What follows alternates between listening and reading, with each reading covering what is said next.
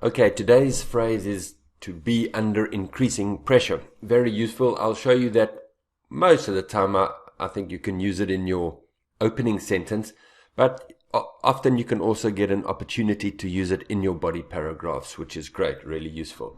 So the first thing, this is the infinitive form of the verb. So in practice, you're not going to be saying be. You're obviously going to be saying is or are under increasing pressure. You're going to have a noun phrase at the beginning of this as the subject of your sentence. So rather learn it like this: is, are under increasing pressure. Then what can go afterwards? We're going to look at three scenarios. Firstly, an infinitive phrase to do something. There will obviously be a verb after there and then the rest of the sentence. So these things are under increasing pressure to do something. Then a preposition. It could also be by, but I'm just going to leave it as from. But any kind of preposition here, usually by or from. And then you would have a noun phrase over there from the people or the thing that is putting the pressure. And then last one, just a because. Why are they under increasing pressure? Again, just remember these should be is, are. Right, so let's dive in and look at a few examples. We'll start with some opening sentences. Developments in technology mean that more and more machines are being used in the workplace instead of human employees. Advantage, disadvantage. The modern workforce, this is the human employees, is the modern workforce, is under increasing pressure from the use of robots in the workplace. So there I've used under increasing pressure from. This is a singular noun phrase, so I'm going to use is, of course. Great. Another one.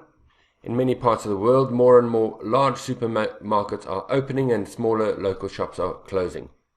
Please be aware, with this more and more, it's a changing situation, so keep a lookout for that more and more in the question. It was also in this question over here, more and more machines. So it indicates some kind of a changing situation, and that's why this increasing word is very useful. So more and more large supermarkets are opening. We're using present continuous. Smaller local shops are closing. So who's coming under pressure? The local shops. Local retailers, that's a very nice synonym for shops, are under increasing pressure from the appearance of large supermarkets in their communities, and then blah, blah, blah, blah, often with the result that the smaller shops have to close their doors permanently. This is nice, figurative, idiomatic language. Anyway, who's under increasing pressure? The local retailers are under increasing pressure. Very nice. Big companies should provide sports and social facilities for local communities. So I'm going to say that the big companies are under increasing pressure. Large companies are under increasing pressure to give back to the communities which support them.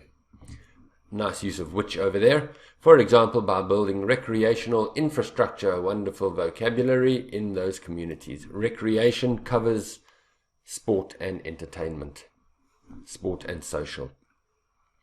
Great, so the large companies there are under increasing pressure, and I've used a to infinitive phrase after that one.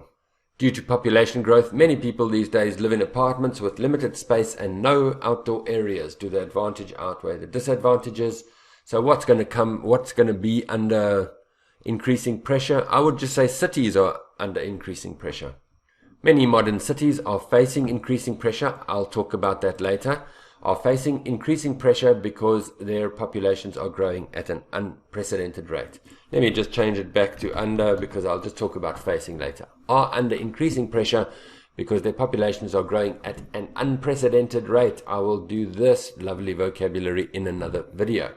Now here's an example of how you can use it in your actual body paragraphs. If asked to choose between a life without work and a life that involves working most of the time, people will always choose not to work. To what extent do you agree or disagree?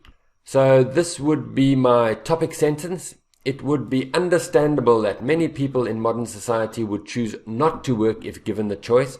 So in my topic sentence, I've shown the examiner this paragraph is about not to work. It's about that option. Then I go into my idea sentence. Perhaps the main reason for this is that their experience of work is not positive. So I'm going to say the reason for this is it's not positive. And with the rising cost of living, people are under increasing pressure to make ends meet. And there I've managed to use it in my support sentence. Right. One last thing. There are other options over here. I don't want to give you too much in one video. We can say is are facing increasing pressure and is are coming under increasing pressure. Doesn't always have to be two.